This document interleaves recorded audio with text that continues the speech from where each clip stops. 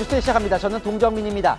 민주당 내 계파 간 충돌이 아슬아슬한 국면을 맞고 있습니다.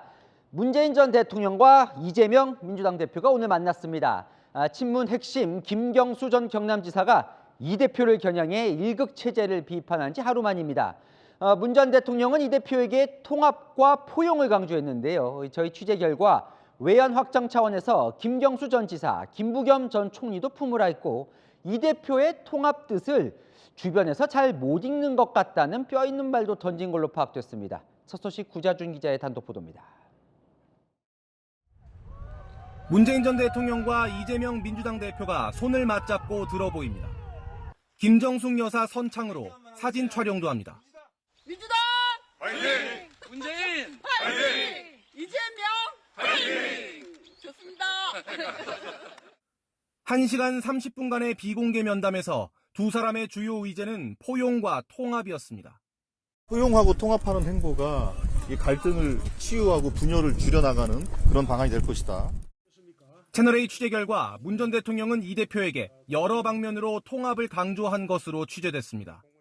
문 전 대통령이 이 대표에게 민주당 지지자 중에 이 대표에 대해 거리를 두는 분들도 있다며 지난 대선에서 0.7%포인트 차이로 졌으니 이번 대선에선 그런 분들 다 포용해서 꼭 이겼으면 좋겠다고 말한 것으로 알려졌습니다. 이 대표가 당의 스펙트럼이 넓다 보니 뜻대로 잘 안 되는 경우가 많다고 답하자 문 전 대통령은 대표님 뜻을 주변에서 잘 못 읽는 이도 있는 것 같다고 했다고 참석자는 전했습니다. 강성친명 자제를 당부한 것으로 해석됩니다. 또 다른 참석자는 문 전 대통령이 어제 이 대표에 대한 저격성 글을 올린 김경수 전 경남지사 언급도 했다고 전했습니다. 경남에는 김경수, 대구 경북에는 김부겸이 있다며 다들 역할이 있으니 당장은 경쟁하지만 궁극적으로 통합해야 이길 수 있다고 말한 것으로 전해집니다. 한 참석자는 서로 노련하게 부담스러운 대목을 넘어갔다고 전했습니다. 채널A 뉴스 구자준입니다. 오늘 만남이 더 주목받은 건 어제 친문 적자로 불리는 김경수 전 경남지사의 이재명 대표 비판글 때문이었습니다. 지난 총선 때 비명 행사를 떠올리며 치욕을 사과하라고 하며 4가지를 요구했습니다. 홍지은 기자입니다. 친문계 핵심 김경수 전 경남지사가 사실상 이재명 대표에게 요구한 첫 번째는 사과였습니다. 지난 총선 선거 공천 과정에서 치욕스러움을 안고 떠났던 인사들에게 사과하고 그들의 복당을 요구했습니다. 이른바 비명 행사로 불렸던 공천을 다시 소환한 겁니다. 윤석열 검찰 정권의 탄생의 원인을 제공하신 분들 역시 책임 있는 자세를 보여주시기 바랍니다. 친명 횡재, 비명 행사를 주도하고 있습니다. 자신을 비판했던 의원들 모두 하위 20% 안에 포함하고 개인적인 복수를 자행하고 있습니다. 지금 이번 민주당의 공천은 혁신 공천, 그리고 공천 혁명입니다. 문재인, 노무현 전 대통령을 겨냥한 폄훼도 반성하라고 했습니다. 이재명 대표와 당을 돕지 않는다며 문 전 대통령을 비판했던 강성 친명을 겨냥한 걸로 보입니다. 재발 방지 약속도 요구했습니다. 대선 패배의 책임을 문 전 대통령에게 뒤집어 씌우는 행태 시정과 이 대표를 겨냥해 일극체제, 사당화를 언급하며 쇄신도 요구했습니다. 민주당의 숨죽이던 비명계가 움직이기 시작했다. 움직이면 죽습니다. 제가 당원과 함께 죽일 겁니다. 김 전 지사를 잘 아는 한 비명계 인사는 문 전 대통령이 이 대표를 만나 하고 싶은 말을 사실상 대신 전한 것이라고 했습니다. 채널A 뉴스 홍지은입니다. 김경수 전 지사의 도발에 친명계도 받아쳤습니다. 치욕과 사과를 언급하자 윤석열 대통령에게 정권을 뺏긴 치욕을 사과하라고 되갚으며 패족이란 말까지 나왔습니다. 손인혜 기자입니다. 민주당 친명계는 치욕을 안겨준 비명계에 사과하라는 김경수 전 경남지사에게 대선 패배 책임론으로 받아쳤습니다. 친명계 이현희 의원은 윤석열에게 정권을 빼앗긴 것만큼 민주진영의 치욕스러운 일이 어디에 있느냐며 그 일에 대해서는 누구도 사과하지 않는지 이해하기 어렵다고 맞받았습니다. 이명박 정부로 정권 교체 후 안희정 전 지사가 했던 친노 패족 선언까지 소환했습니다. 박선원 의원은 윤석열의 탄압받은 자, 윤석열의 사면받은 자라는 글을 SNS에 올렸다가 삭제했습니다. 이재명 대표가 탄압받는 사이 김 전 지사는 윤석열 정부에서 복권돼 이득을 봤다는 점을 부각하며 우회적으로 비판한 겁니다. 대선 패배 이유는 분열이었다며 갈등을 유발하지 말라는 경고성 메시지도 올라왔습니다. 친명계 좌장인 정송호 의원은 선거는 결과가 증명하는 것이라며 국민은 이 대표와 이 대표가 공천한 사람들을 선택했다고 했습니다. 김 전 지사의 비명 행사에 대한 사과 요구를 거절한 것으로 풀이됩니다. 당 지도부는 직접 비판은 상간 채 당의 통합을 강조했습니다. 단결과 통합을 지켜가는 것이 우리에게서 제일 중요한 지금 과제이자 가치라고 생각합니다. 확전을 자제함과 동시에 굳이 이슈를 키워줄 필요가 없다는 판단으로 보입니다. 채널A 뉴스 손희대입니다. 안희 기자, 정치부 박지한 기자 나와 있습니다. 친문과 친명이 한판 붙었고 그 직후 문재인 전 대통령과 이재명 대표가 만났어요. 미묘한데 상황을 좀 살펴보죠. 먼저 김경수 전 지사의 글 수위가 아주 셉니다. 네, 무려 1,500자 넘는 이 긴 글을 읽어보면 단어 표현 수위가 아주 독합니다. 어떻게 보면 민주당 금기어들을 다 꺼낸 듯한데요. 비명 행사, 총선 공천을 다시 꺼내며 사과하고 복당하라. 그리고 이 대표가 가장 꺼려할 일극체제와 사당화 표현도 썼습니다. 김 전 지사가 독일에서 귀국하고 한 달 동안 고심한 결과물이라고 합니다. 거기에 맞받아치는 친명 쪽 수위도 보통이 아니에요. 네, 바로 받아쳤습니다. 친문계는 전 정권 공과에 대해서 자신 있느냐는 거죠. 친명계가 꺼낸 말 중 가장 눈에 띄는 건 바로 패족이었는데요. 이명박 정권으로 넘어가자 노무현 전 대통령 최측근 안희정 전 지사가 패족 선언했었죠. 그게 하나 된 민주당의 시작이었다면서 정권을 넘겨준 책임론을 들고 나온 겁니다. 전반적인 친명 분위기는 또 갈등과 분열을 일으키냐면서 지긋지긋하다는 반응이었습니다. 김경수 전 지사가 왜 갑자기 이렇게 세게 도발을 한 거예요? 네, 김 전 지사 측근에게 물어보니까 세 가지 이유를 들었습니다. 오늘 이 대표와 문 전 대통령 예방을 염두에 둔 거라고요. 어떻게 보면 미리 요구사항을 전달한 겁니다. 조기 대선 국면이 올 수 있기 때문에 늦기 전에 더 넓은 민주당으로 전환해야 한다, 이런 절박함도 있고요. 하락세인 지지율도 의식했다고 합니다. 종합해보면 지금이 이 대표를 향해서 독한 말을 쏟아낼 적기라는 거죠. 저 말들이 문재인 전 대통령의 뜻으로 봐도 됩니까? 그게 제일 궁금한 사항인데요. 친문계 핵심 의원들은 아직은 조심스러운 입장입니다. 김 전 지사 혼자 쓴 글이고 글을 올리기 전에 공감대 형성은 없었다고요. 하지만 김 전 지사 측 말은 다릅니다. 김 전 지사 주변에 문 전 대통령 최측근들이 많이 포진해 있다는 거죠. 김 전 지사가 총대를 메고 센 수위로 말했을 뿐 결국 문재인 전 대통령이 하고 싶은 말이라는 겁니다. 그래서 친문은 뭘 얻고 싶은 거예요, 지금? 네, 일단 친문은 좋게 표현하면 문재인 전 대통령이 오늘 이재명 대표에게 말한 통합과 포용이고요. 노골적으로 말하면 당내 지분 요구라는 분석이 많습니다. 저희 취재 결과 문 전 대통령이 오늘 이 대표에게도 며칠 전 측근에게 말한 게 바로 이 말이죠. 지난 대선에서의 0.73%포인트 차이를 극복하려면 다 포용하자 해야 한다고요. 친문 도움 없이는 이 대표 대선 장담할 수 없으니 통합하라는 압박인 거죠.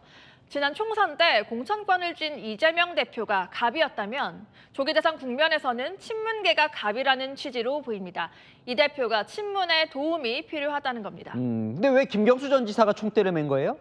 자연스럽게 이 체급을 올릴 의도로 보입니다. 요즘 김동연 또 김부겸 전 총리까지 삼김의 목소리가 커지고 있는데요. 이재명 대표 지지율이 박스권에 있는 만큼 이참에 이 대표와 각을 세우면서 삼김의 체급을 키워보려는 의도도 있어 보입니다. 자, 어쨌건 총선 이후에 또 이 개파 뭔가 갈등 조짐이 보이고 있는 건데 앞으로 어떻게 될 것 같습니까? 네, 아직은 전면전은 서로 피하는 분위기입니다. 오늘 문재인 전 대통령과 이재명 대표가 만나서 함께 손을 흔드는 모습도 보였죠. 친문 쪽에서는 당장 이재명 대표를 끌어내릴 만한 체력은 없습니다. 이 대표의 공직선거법 2심 결과 때까지는 존재감을 과시하면서 체급을 키울 전략이고요. 친명도 굳이 친문을 대놓고 자극하진 않을 것으로 보입니다. 하지만 서로를 향해서 치욕 그리고 사과를 요구하면서 한번 전초전을 벌인 만큼 재발할 가능성이 충분해 보입니다. 네, 잘 들었습니다. 안희 기자, 박지한 기자였습니다. 국민의힘은 문영배 헌법재판소장 권한대행을 향해 스스로 대통령 탄핵 심판에서 빠지라고 요구하고 나섰습니다. 과거에 쓴 글들을 보니 좌편향된 이념이 확실해 공정성을 믿을 수 없다는 겁니다. 강태현 기자입니다. 문대행의 과거 SNS 발언도 문제입니다. 세월호 다이빙벨 다큐멘터리를 보고 진실이 뭘까라고 하며 세월호 음모론에 동조를 했고, 권선동 국민의힘 원내대표는 문영배 헌법재판소장 권한대행의 과거 SNS 글들을 하나하나 문제 삼았습니다. 스스로 우리법 연구회에서 제일 왼쪽이라고 할 정도로 정치 편향성도 노골적으로 드러냈다며 윤석열 대통령 탄핵 재판에서 빠지라고 요구했습니다. 논란이 커지자 문 대행은 트위터 계정을 폐쇄하고 블로그에 해명글을 덧붙이고 있습니다. 자신의 SNS 계정을 탄핵할 것이 아니라 탄핵 재판 회피 신청서를 제출하는 것이 마땅합니다. 국민의힘은 문 대행이 블로그에 올린 독후감도 문제 삼았습니다. 윤 대통령과 과거 갈등을 빚은 한동수, 임은정 검사가 쓴 책이 포함돼 있어 판결의 공정성을 기대할 수 없다는 겁니다. 읽은 책 내용도 한쪽으로 치우쳐 있습니다. 한동수 전 부장은 윤석열 당시 검찰총장의 징계 절차를 주도했으며 임은정 검사는 윤 대통령을 공개적으로 비판해온 인물입니다. 여당은 다른 재판관에 대한 편향성 의혹도 꺼냈습니다. 주진우 의원은 정계선 재판관의 남편이 윤석열 탄핵 촉구 시국선언에 이름을 올렸고 이미선 재판관의 친동생이 윤석열 퇴진 특위 부위원장인 점을 언급하며 이해충돌을 지적했습니다. 국민의 거울이어야 할 헌법재판관의 대표성에 회의감이 든다고 비판했습니다. 채널A 뉴스 강태현입니다. 문영배 헌법재판소장 권한대행이 올린 과거 글들이 계속 논란인데요. 이번엔 과거 이 글로 6.25 참전 유엔군을 모독했다는 논란이 불거졌는데 문 권한대행은 유엔군이 아닌 북한군을 비판한 거라며 직접 해명에 나섰습니다. 김정근 기자입니다. 문영배 헌법재판소장 권한대행은 지난 2010년 부산 유엔 묘지 답사 후 자신의 블로그에 감상평을 올렸습니다. 16개국 출신 유엔군 참전 용사들은 무엇을 위해 이 땅에 왔을까라며 전쟁의 방법으로 통일을 이루려는 자들은 좋은 전쟁이란 낭만적 생각에 불과하단 인류의 보편적인 깨달음을 몰랐을까라고 지적했습니다. 국민의힘 박수영 의원은 유엔 참전 용사를 비하한 표현이라며 문 권한대행 사퇴를 요구했습니다. 논란이 불거지자 문 권한대행은 SNS에 원문을 읽어보라고 글을 올렸습니다.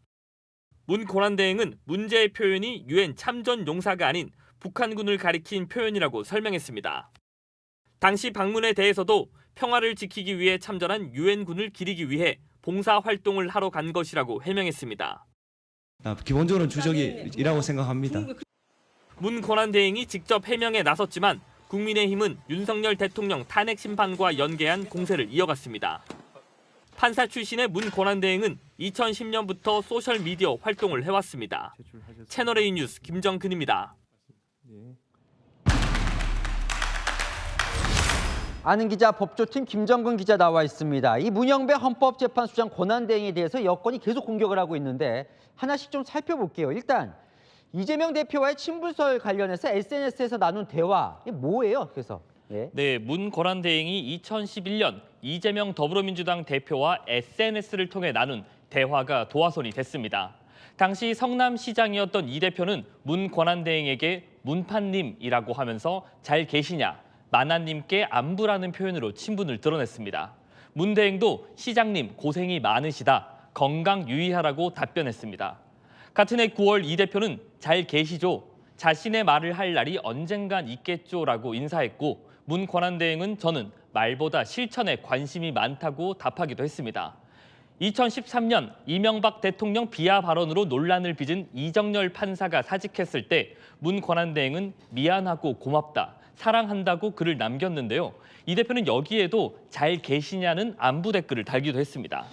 그래서 문 권한대행은 이 대표와의 친분 논란에 대해서는 뭐라고 하는 거예요? 네, 문영배 대행은 이 대표와 대선에 출마한 뒤부터는 인연을 이어가지 않았다고 설명하고 있습니다. 정치권에서 문대행이 이 대표 모친상 조문을 했다는 의혹까지 제기됐지만 사실이 아닌 걸로 드러나기도 했습니다. 이 대표와 문대행은 사법연수원 18기 동기입니다. 친분이 생길 수 있는 관계인데요.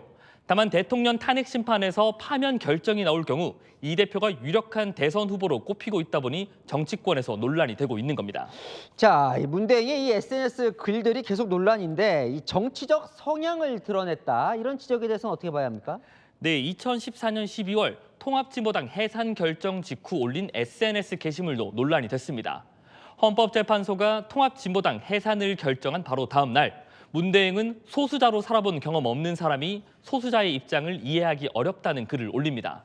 이후에도 사법의 정치화를 경계해야 한다거나 이데올로기에 의존하는 정부는 실패가 쉽다는 게시물을 올린 겁니다. 결국 헌법재판관 인사청문회에서 지적을 받기도 했습니다.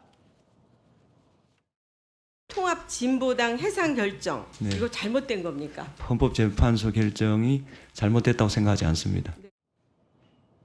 자, 이것도 하나 물어보죠. 문대행이 6.25 참전용사를 모독했다는 여당 지적은 어떻게 봐야 돼요? 네, 2010년 부산 유엔 묘지 답사 이후에요. 이 블로그에 올린 글이 도마 위에 올랐습니다. 전쟁의 방법으로 통일을 이루려는 자들이라는 표현이 적혀 있던 건데요. 문대행은 이 표현이 유엔군이 아니라 북한군을 지칭한 거라고 해명했습니다. 이거 마지막으로 좀 헌법재판관이 어떻게 공개적으로 자신의 생각을 글로 올려도 문제는 없습니까? 네, 판사는 소셜미디어 활동을 할 때 이 재판의 공정성을 해치지 않도록 해야 합니다. 하지만 법원 소속이 아닌 헌법재판관에겐 적용 규정이 따로 없습니다. 문대행이 올린 글들은 판사 재직 시절에 작성된 거였는데요. 헌법재판관은 오히려 판사보다 정치적 중립이 더 강조되는 자리여서 소셜미디어 사용에 더 주의해야 한다는 지적도 나옵니다. 네, 잘 들었습니다. 아는 기자 김정근 기자였습니다. 윤석열 대통령은 연휴 내내 변호인단을 만나 재판 전략에 몰두했습니다. 탄핵 심판과 형사 재판을 동시에 소화해야 하는 윤 대통령은 내란 사건을 맡을 재판부가 정해지면 보석을 청구하는 방안을 검토하고 있습니다. 이혜주 기자가 취재했습니다. 연휴 내내 윤석열 대통령 변호인단이 구치소를 찾았습니다. 당장 내일 윤석열 대통령의 내란 혐의 사건 재판부가 배당되면 다음 달부터 탄핵 심판과 형사 재판을 동시에 치를 수 있는 만큼 관련 대응을 논의 중인 걸로 보입니다. 윤 대통령 측은 추후 재판 대응 관련해 말을 아끼면서도 시기는 미정이지만 보석 청구 논의는 할 것이라고 밝혔습니다. 윤 대통령 측은 불구속 상태에서 재판을 치러야 방어권을 충분히 보장받을 수 있다고 주장한 바 있습니다. 불구속 상태라고 하면 언제든지 변호인들과 접촉해서 소송 방향도 논의하고 어떤 제기된 문제점들도 해소하고 하는 방안들을 토론할 수 있습니다. 형사소송법상 판사는 도주 우려 등이 없으면 보석을 허가할 수 있지만 사형 또는 무기 10년이 넘는 중형이 선고되는 범죄엔 예외가 될 수 있습니다. 내란죄의 형량이 이 조항에 해당되기 때문에 보석 청구가 쉽지 않다는 지적도 있습니다. 일각에선 윤 대통령 측이 방어권 확보를 위해 헌재법 51조를 근거로 탄핵 심판 중단을 검토할 수 있다는 얘기도 나옵니다. 채널A 뉴스 이혜주입니다. 네, 연휴가 끝나는 내일부터 윤 대통령의 일반 접견이 가능해지죠. 국민의힘 소속 광역단체장 5명이 대통령 접견을 추진하고 있는 걸로 확인됐습니다. 첫날인 내일은 정진석 대통령 비서실장과 참모들이 갑니다. 조민기 기자의 단독 보도입니다. 국민의힘 소속 광역자치단체장들이 서울구치소에 수감된 윤석열 대통령 접견을 추진하는 걸로 확인됐습니다. 시도지사 협의회 측은 대통령 비서실에 대통령 접견 신청 의사를 전달했다며 단체장들의 의사를 확인 중이라고 밝혔습니다. 국민의힘 소속 광역단체장은 모두 12명. 이 중 이철우 경북지사, 김영환 충북지사, 김태흠 충남지사, 이장우 대전시장, 최민호 세종시장이 접견 희망 의사를 밝혔습니다. 설 명절인데 대통령께서 구치소에 계시기 때문에 원하시는 분이 계시면 같이 가서 위로를 드릴까 생각하고 있습니다.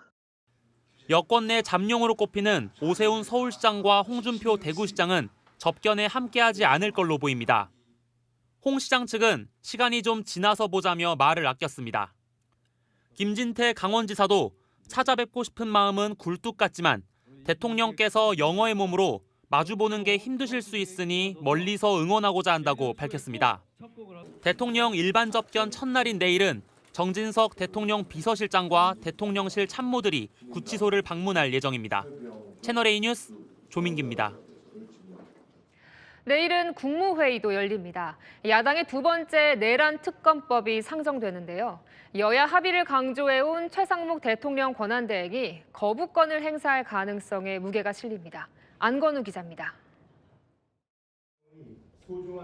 설 연휴로 지난 28일 열리지 못했던 국무회의가 내일 최상목 대통령 권한대행 주재로 열립니다. 최 대행 측은 내일 국무회의에 야당에 수정된 내란 특검법이 올라갈 것이라며 최 대행이 제2요구권, 즉 거부권 행사에 대해선 고심 중이라고 밝혔습니다. 최 대행은 앞서 1차 특검법이 위헌적이라며 거부권을 행사했습니다. 모두가 동의할 수 있는 합리적인 방안을 강구해 주실 것을 호소드립니다. 야당은 수정된 특검법에서 여당이 독소 조항으로 꼽았던 외환죄와 내란 선전선동죄 수사 조항을 삭제했습니다. 하지만 여당은 인지 수사가 남아있는 만큼 수사 범위가 무한정 확대될 수 있다며 여전히 합의 불가란 입장입니다. 최 대행이 위헌성과 여야 합의를 들어 또다시 거부권을 행사할 가능성이 큰 대목입니다. 야당은 최 대행에 대한 압박 수위를 높였습니다. 국민의힘의 요구사항을 대폭 반영한 내용입니다. 최상목 대행이 거부권을 행사할 이유를 전혀 찾을 수 없는 그런 법안입니다. 최 대행이 내일 내란 특검법에 거부권을 행사할 경우 7번째 제2요구가 되는데 대통령 권한대행으로선 역대 최다 거부권 행사 기록을 경신하게 됩니다. 채널A 뉴스 안건우입니다. 3년째 진행 중인 이재명 민주당 대표의 대장동 재판. 그동안 담당 판사가 바뀔 때마다 방대한 양의 녹음 파일을 일일이 틀어 확인하느라 재편 지연 논란이 빚어졌는데요. 이번엔 판사가 바뀌더라도 녹음 재생을 생략할 수 있게 됩니다. 공태현 기자가 취재했습니다. 대장동 개발 비리 의혹으로 재판을 받고 있는 이재명 더불어민주당 대표. 재작년에 기소됐지만 아직 1심 선고 일정은 잡히지 않았습니다. 위례 신도시 사건 심리만 11개월 가까이 걸렸고 대장동 의혹 재판은 시작 단계입니다. 문제는 다음 달 법관 인사에서 재판장이 바뀐다는 점입니다. 재판장인 김동현 부장판사는 원칙적으로 인사 대상인데 만약 다른 법원으로 이동할 경우 새로 사건을 맡는 판사가 기록을 모두 재검토해야 합니다. 가장 큰 걸림돌은 정영학 녹취록입니다. 총 140시간 분량의 정영학 회계사 녹음 파일에는 이른바 대장동 사업 추진 과정에서 각종 로비 정황이 담겼습니다. 다음 달 인사에서 재판장이 바뀐다면 녹음 파일을 전부 법정에서 다시 재생해야 증거로 쓸 수 있습니다. 실제로 화천대유 대주주였던 김만배 씨 재판부가 바뀔 때도 재판 갱신 절차에만 2개월 넘게 소요됐습니다. 이 대표 사건을 비롯해 재판 지연 논란이 이어지자 대법원은 최근 형사소송 규칙을 개정하기로 했습니다. 증거로 채택된 녹음 파일 분량이 많으면 중요 부분만 일부 재생하거나 같은 내용이 문서로 있다면 녹음 파일 재생을 생략할 수 있도록 하는 내용입니다. 우리가 국민이 부여한 사명을 완수하기 위해 할 수 있는 것은 신속하고 공정한 재판입니다. 이번 규칙안은 국회 입법 필요 없이 대법관 회의 의결만으로 즉시 시행할 수 있습니다. 채널A 뉴스 공태현입니다. 설 밥상 민심을 두고 여야는 제각각 해석을 내놨습니다. 국민의힘은 이재명은 안 된다는 게 설 민심이라고 강조했고 민주당은 이재명 대표로 정권 교체가 민심이라고 맞받았습니다. 김승희 기자입니다. 권성동 국민의힘 원내대표는 본인이 들은 설 민심은 반 이재명이었다고 말했습니다. 대한민국의 최고 권력자이자 사법부까지 장악한 이재명 대표에 맞서라는 게 설 민심이었다는 겁니다. 민주당 이재명 세력이 국가 권력을 완전히 장악하게 되면 끝없는 정치 보복과 극심한 국론 분열로 나라가 벼랑으로 떨어지는 것이 아닌지 우려의 말씀. 탄핵 폭주, 특검 겁박, 카톡 검열 등 입법 독재를 서슴지 않는 이재명 세력에 단호하게 맞서겠다고도 했습니다. 여당 의원들도 설 민심은 이재명은 안 된다였다고 거들었습니다. 신동욱 대변인은 이 대표 재판에 대해 단호한 판결이 내려져야 한다는 의견이 많았다고 했고, 김기현 의원은 현장 민심은 줄탄핵으로 국정을 마비시킨 이재명 대표에 대한 분노였다고 말했습니다. 반면 민주당은 대통령 탄핵과 정권 교체가 설 민심이라고 주장했습니다. 민주당을 향해 전국 곳곳에서 가장 많이 쏟아진 주문은 한마디로 빨리 끝내고 경제 살려라 하는 것이었습니다. 민주당은 이재명 때리기만을 정치적 생존 전략으로 설정하는 건 실패가 뻔한 자해 행위라며 국민의힘을 비판했습니다. 채널A 뉴스 김승입니다. 네, 미국 워싱턴 DC에서 승객과 승무원 64명을 태운 여객기와 미 육군 헬기가 충돌했습니다. 여객기는 충돌 직후 인근 강으로 추락했는데요. 현장에 최주현 특파원이 나가 있습니다. 최 특파원, 수색이 쉽지 않을 듯합니다. 구조 상황부터 전해주시죠. 네, 저는 지금 사고가 발생한 워싱턴 DC 인근 에포토맥 강변에 나와 있습니다. 현지 시간이 새벽 5시 20분을 막 지났기 때문에 지금까지 수색 작업이 9시간 가까이 이루어지고 있는 상황입니다. 이 사고 현장에 대한 접근 자체를 굉장히 강하게 통제하고 있다 보니 제가 올 수 있을 만큼 최대한 가까이 현장에 와왔는데요. 들리시는 것처럼 헬기가 왔다 갔다 하고 있고, 또 보시면 경찰과 소방대원들의 경광등이 반짝이면서 수색 작업이 한창 진행 중인 것을 보실 수 있습니다. 이 사고가 발생한 것은 현지 시간 어제 저녁 8시 47분쯤입니다. 캔자스주 위치타에서 승객 60명과 승무원 4명을 태우고 출발한 아메리칸 항공 소형 여객기가 이곳에서 차로 5분 거리에 위치한 로널드 레이건 공항에 착륙을 준비하던 중 미 육군 블랙호크 헬기와 충돌했습니다. 충돌 직후 여객기와 헬기 모두 포토맥 강으로 추락했는데요. 사고 직후 소방과 주경찰 다이버 등 300명이 투입돼 수색 작업을 벌이고 있지만 야간이라 수색이 쉽지 않습니다. 무엇보다 현재 강의 온도가 1.7도로 낮아 탑승객의 생존이 쉽지 않다는 것이 문제입니다. 현재까지 시신 18구가 발견됐지만 생존자는 아직까지 나오지 않고 있습니다. 네, 비행기와 헬기가 어떻게 충돌하게 된 겁니까? 현지 당국은 여러 가지 가능성을 열어놓고 조사를 진행할 것으로 보입니다. 사실 이 장소 자체가 백악관과 4.8km밖에 떨어져 있지 않다 보니 이 현지에서는 테러 가능성 이야기도 나왔지만 미 연방수사국은 아직까지는 범죄 혐의점은 발견되지 않았다라고 밝혔습니다. 사고 당시 영상을 보면 측면에서 다가온 헬기와 여객기가 충돌한 뒤 커다란 폭발과 함께 파편이 여기저기 튀어나아갑니다. I hear the bang bang, a very unusual sound. It's more like on a war zone. 도널드 트럼프 미국 대통령은 끔찍한 사고라며 군용 헬기가 왜 방향을 바꾸지 않았는지 의문이라고 밝혔습니다. 주미 한국 대사관은 현지의 담당 영사를 급파하는 한편 교민사회와 접촉해 한인 피해 상황을 확인 중입니다. 지금까지 포토맥 강변에서 채널A 뉴스 최주현입니다. 여객기와 군용 헬기 왜 충돌하게 된 걸까요? 당시 상황을 유추해 볼 만한 관제사와 헬기 조종사 간 교신 내용이 공개됐습니다. 이 소식은 뉴욕 조아라 특파원이 전합니다.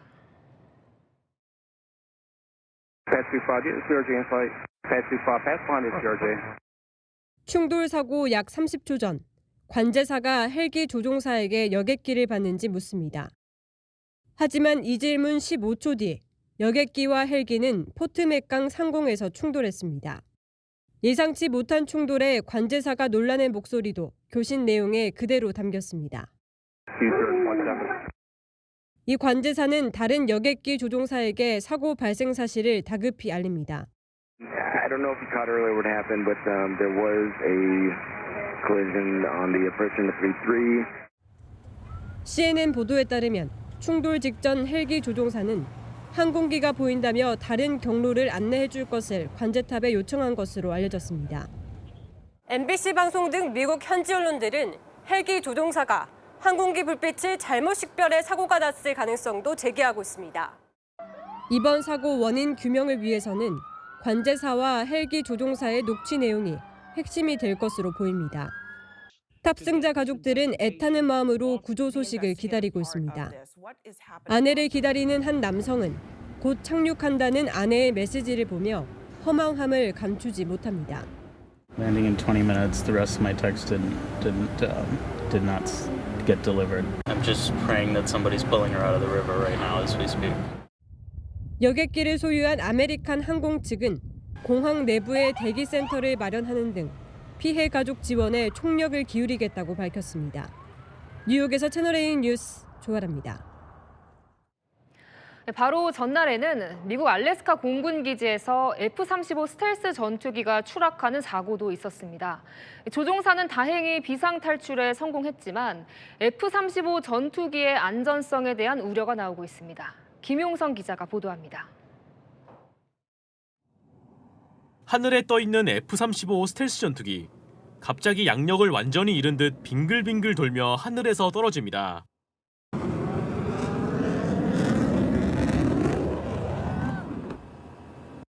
전투기는 그대로 바닥에 떨어져 큰 폭발이 납니다. 다행히 조종사는 추락 직전 낙하산을 펴고 비상탈출에 성공했습니다. 현지 시각 그제 오후 12시 50분쯤 미국 알래스카 아일슨 공군기지 내에서 발생한 F-35 전투기 추락 사고입니다. 미 공군 측은 훈련 중 착륙 단계에서 오작동이 발생해 조종사가 비상탈출했다고 설명했습니다. 오작동의 정확한 원인은 알려지지 않았습니다. I think it's premature to speculate on the causes of the incident. Please know that the United States Air Force will conduct a thorough investigation into the cause of this incident. 낙하산을 펴고 탈출한 조종사는 추락 직후 인근 병원으로 옮겨졌지만 생명에는 지장이 없는 것으로 알려졌습니다. F-35는 항공기술의 집약체로 불리는 미국의 최첨단 전투기로 불립니다. 하지만 지난해 5월에도 뉴멕시코주에서 추락 사고가 발생해 조종사가 다치는 등 기술에 대한 신뢰에 우려가 나타나고 있습니다. 미국 CNN 방송은 고성능 스텔스 능력과 전투 역량으로 미군의 주축을 맡았던 F-35가 최근 비판에 직면하고 있다고 평가했습니다. 채널A 뉴스 김용성입니다. 긴 설 연휴 마지막 날 가족들과의 정겨운 시간을 뒤로하고 막바지 귀성 행렬이 이어지고 있는데요. 강추위 속 귀경길 정체는 없는지 취재기자 연결해 알아보겠습니다. 최다함 기자, 지금 교통 상황 어떤가요? 네, 연휴 마지막 날 도로 상황은 생각보다 원활한 편이지만 수도권을 중심으로 차량 통행량은 늘어나고 있습니다. 귀경길 정체는 오늘 자정 전후로 해소될 전망입니다. 잠깐 막히는 구간은 있었지만 연휴 기간도 길고 하니까 확실히 작년보다는 좀 더 여유가 있었던 것 같습니다. 생각보다는 막히진 않고 잘 올라오고 있어요. 다만 저기 천안논산 그쪽에서 좀 오래 걸려가지고 평상시보다는 1시간 10분 이 정도가 더 걸리고 있는 것 같아요. 고속도로 CCTV 화면을 보면서 일부 정체 구간 설명드리겠습니다. 서울 진입하며 경부선 잠원 IC 차들이 서행하는 모습 보입니다. 그 외 중부선 남이천 부근, 서해안선 군산휴게소 부근도 천천히 차량들이 움직이고 있습니다. 한국도로공사는 저녁 7시 기준 부산에서 서울까지는 5시간 10분, 광주에서 서울까지는 5시간이 걸릴 걸로 전망했습니다.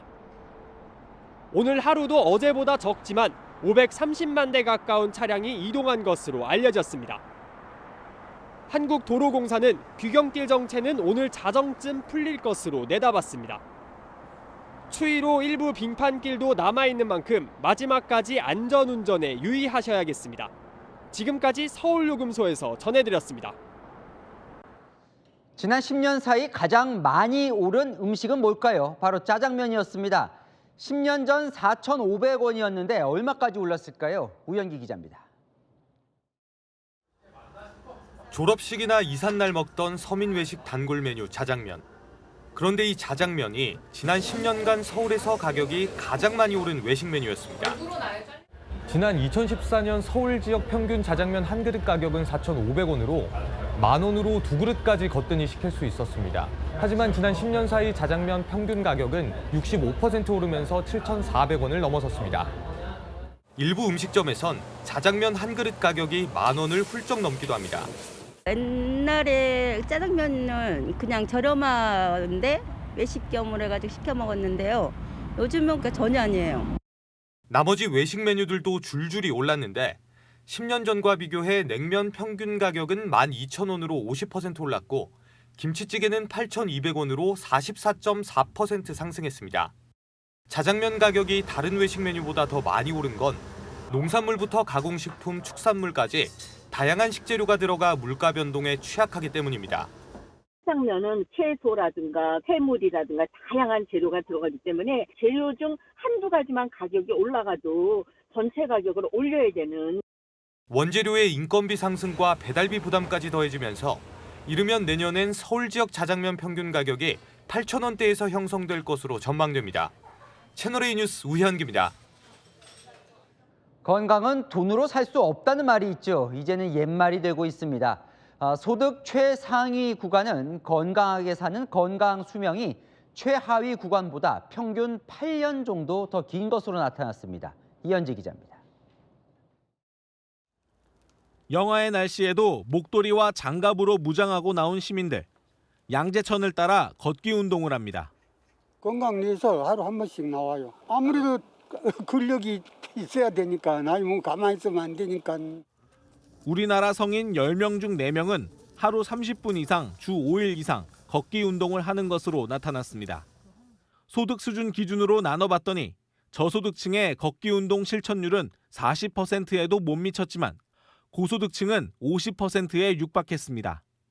2014년 조사에서는 2%포인트 차이였던 게 5배 정도 벌어진 겁니다. 근력운동도 마찬가지입니다. 근력운동 실천율도 고소득층이 11.4%포인트 높게 나타났습니다.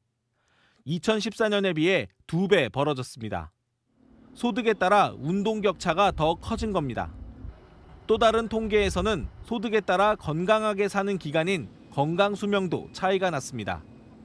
소득 상위 20%와 하위 20%의 건강 수명 차이는 8.2세로 10년 전 조사에 비해 격차가 커졌습니다. 헬스클럽을 등록한다든지 필라테스를 등록한다든지 이런 형태의 접근성에 있어서도 초등계층에 있어서도 차이가 벌어지는 게 사실이죠. 초고령 사회, 운동 빈부 격차를 줄이는 대책이 필요하다는 지적입니다. 채널A 뉴스 이현재입니다. 인천공항이 있는 영종도와 육지를 잇는 세 번째 교량이 올해 말 개통 예정인데요. 다리 이름을 두고 주변 지자체 간에 힘겨루기가 벌어지고 있습니다. 조현진 기자입니다. 바다 위에 교량을 건설하는 작업이 한창입니다. 인천공항이 있는 영종도와 청라국제도시를 잇는 제3연륙교입니다. 인천대교와 영종대교에 이어 영종도와 육지를 잇는 세 번째 다리입니다. 그런데 다리 이름을 어떻게 할지를 놓고 진통을 겪고 있습니다. 영종도가 속한 중구와 청라국제도시를 관할하는 서구가 자신들 지역 이름이 들어가야 한다고 주장하는 겁니다. 중구는 영종하늘대교를, 서구는 청라대교 등을 새 이름으로 밀고 있습니다. 영종 쪽에서 이제 나가시는 분들이든 여기 거주하시는 분들이 많이 이제 이용하시게 되겠죠. 서구층 명칭으로 선정이 되는 게 맞는 거다. 영종에 오시는 분들이 청라에 들어와서 인프라 같은 거를 많이 누릴 수 있다. 시설물 명칭을 둘러싼 힘겨루기는 또 있습니다. 서울 강동구와 경기 구리시는 33번째 한강다리 이름을 놓고 수년간 갈등을 빚었습니다. 결국 합의점을 찾지 못했고 정부가 나선 끝에 고덕 토평대교로 정했습니다. 진짜로 그 다리를 명소화시킬 수 있는, 그거를 대표할 수 있는 고민해서 만드는 것이 결국은 상생이거든요. 갈등을 막기 위해 명확한 시설물 명칭 기준을 만들어야 한다는 지적이 나옵니다. 채널A 뉴스 조현진입니다. 지난해 숨진 MBC 기상캐스터 고 오요한나 씨가 생전에 직장 내 괴롭힘을 당했다는 의혹이 제기돼 논란입니다. 오요한나 씨의 유족 측은 고인과 함께 일했던 동료를 상대로 민사소송을 제기했습니다. 김세인 기자입니다. 상대방에게 죄송하다는 말만 반복했다. 회사에서 억울함을 느꼈다. 지난해 9월 숨진 MBC 기상캐스터 고 오요한나 씨가 정신과에서 상담받았던 내용입니다. SNS 대화창에도 일기장에도 죄송하다는 단어가 반복됩니다. 당시 사망 원인이 알려지지 않았는데 뒤늦게 고인 휴대전화와 유서 등에서 직장 내 괴롭힘 의심 정황이 나온 겁니다. 오 씨의 지인은 채널A에 오 씨가 당시 힘들다며 대화 내용을 보여줬을 때 교묘하게 괴롭히고 있다는 생각이 들었다고 밝혔습니다. 유족 측은 고인이 사망하기 전까지 약 2년간 폭언, 모욕 등의 괴롭힘이 지속됐다고 주장하며 지난해 12월 고인의 직장 동료를 상대로 법원에 민사소송을 제기했습니다. 유족은 당시 오 씨가 회사 동료들에게 도움을 요청했다고 주장했지만 MBC 측은 공식적으로 문제가 제기된 적이 없었다는 입장입니다. MBC 측은 고충 담당 부서나 책임 있는 관리자에게 피해 사실을 알렸으면 응당한 조사를 했을 것이라며 유족들이 사실관계 확인을 요청한다면 진상조사에 착수하겠다고 밝혔습니다. 채널A 뉴스 김세인입니다. 성혜란 기자와 열한야랑 시작합니다. 첫 번째 주제 보겠습니다. 김문수 장관인데요. 젖은 장작이 타오를 수가 있어요? 네, 여권 잠룡 선두주자인 이 김문수 장관의 파괴력을 두고 이 야권은 백날 불붙여도 타지 않을 젖은 장작이라고 합니다. 하지만 여권은 젖은 장작도 타오를 수 있다고 하죠. 김문수 장관에 대해서 평가를 짧게 하자면 젖은 장작이에요. 연기만 그냥 무성하게 피고 있어요. 불은 안 붙어요. 김문수 장관의 저 지지율은 실체가 있어요. 보수 세력이 가장 듣고 싶어하거나 보고 싶어하는 장면 그 지점을 만져줬단 말이에요. 진실을 알고 싶다. 사전투표 폐지하라. 그분이 뇌물죄로 구속된다면 저도 뇌물죄죠. 물러나시는 게 물러갈 생각이 전혀 없습니다. 그래서 지금 여론은 어떤 거예요? 네, 이재명 민주당 대표와 양자 대결에서 오차범위 내에 접전 벌인 결과도 있었고요. 또 여당 지지층 내에서는 이 2위인 오세훈 서울시장과 2배 넘게 차이를 벌인 채 꽤 큰 차이로 1위를 달리고 있습니다. 그런데 정작 본인은 지금 나서진 않고 있어요. 네, 현직 장관이다 보니 대선 언급조차도 쉽지 않죠. 하지만 대통령 탈핵되면 180도 돌변할 거라는 게 여권 내 전망입니다. 대선에 대해서 전부터 꿈을 갖고 계시는 분이란 말이에요. 박근혜 대통령 당선될 때 저희 당 경선에서 2등했어요. 대선 출마한 적이 있어요. 그럼 네. 대선 생각이 없지 않을 거라는 관측이네요. 네, 이른바 아스팔트 지지층에서 시작된 여론이죠.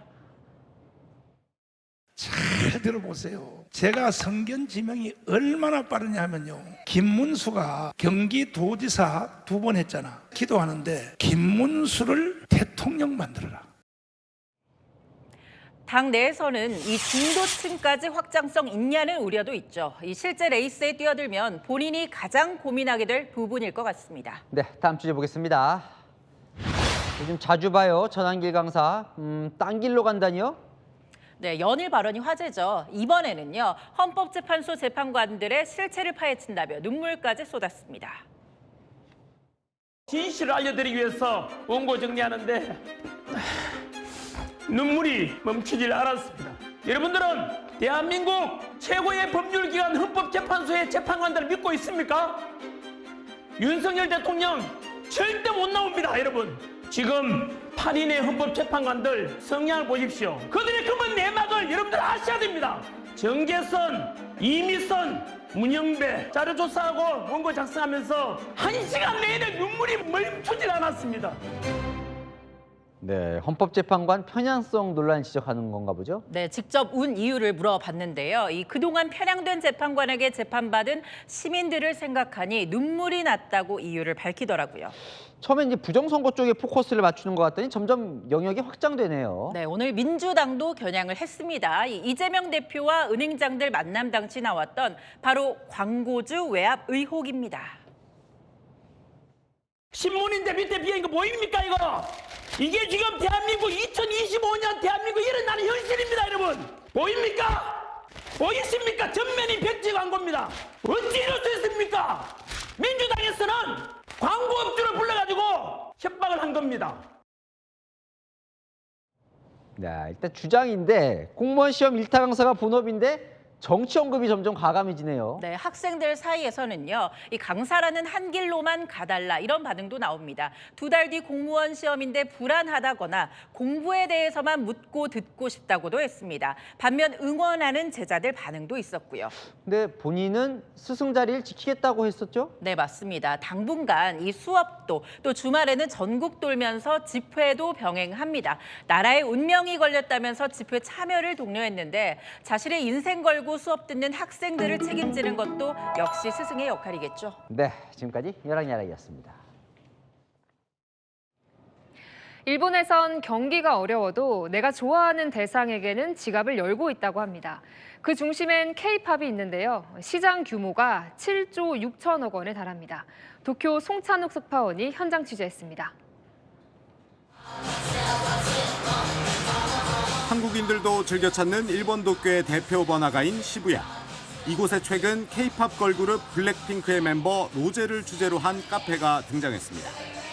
티셔츠나 배지, 열쇠고리 등 수십 가지의 굿즈를 판매합니다.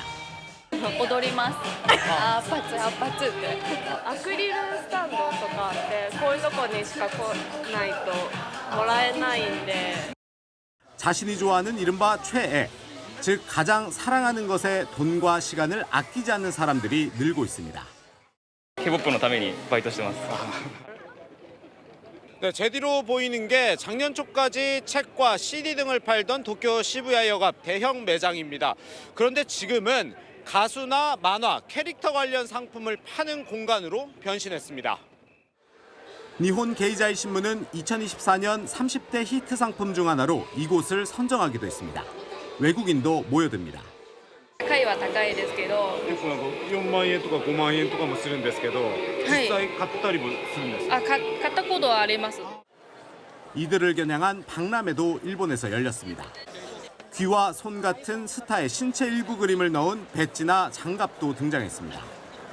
이런 상품들의 일본 내 시장 규모는 8,100억 엔, 우리 돈 7조 5천억 원이 넘습니다.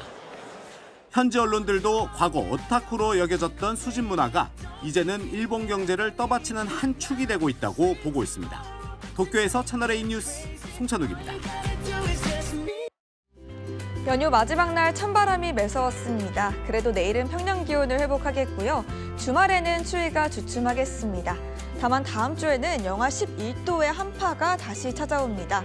들쑥날쑥한 기온 변화에 건강 잘 챙겨야겠습니다. 내일 아침 기온 서울 영하 4도, 강릉 영하 2도로 오늘보다 높겠고요. 빙판길과 도로 살얼음 주의하셔야겠습니다. 한낮에는 서울 2도, 대구는 10도까지 크게 오르겠습니다. 내일 중부를 중심으로 비나 눈이 내립니다. 양은 1에서 5cm 정도가 될 텐데요. 모레는 이 눈비가 전국으로 확대될 전망입니다. 기상청에 따르면 온화한 고기압이 한반도를 덮으면서 입춘 한파 이후로는 비교적 포근한 2월이 되겠고요. 3월에도 평년보다 따뜻한 날씨가 예상됩니다. 날씨였습니다. 헌법재판소의 상징은 무궁화, 상징색은 권위를 의미하는 자색입니다. 헌법을 수호하는 최고 권위를 뜻하지요. 그런데 일부 재판관들이 과거에 작성한 글이 논란입니다. 급기야 탄핵 심판이 아닌 재판관 본인이 정치 공방의 중심이 되었습니다. 마치 펼치겠습니다. 권위를 의심받는 일은 없어야. 뉴스에 마칩니다. 감사합니다.